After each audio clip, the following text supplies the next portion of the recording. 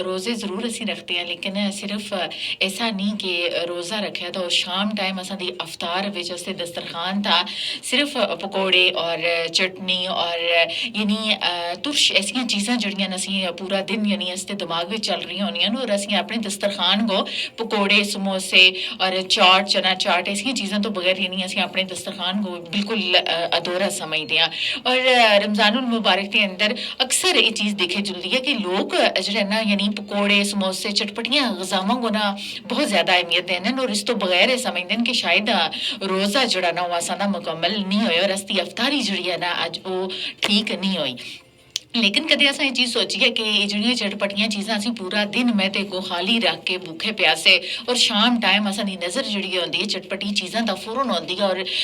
उसदी वजह तो असां दा मैदा जेह्ड़ा ओह् कितना किस हद तक मुतासर हो सकता है इस चीज़ दी बहुत ज़्यादा ज़रूरत है कि असां सुन अपने अपने आप को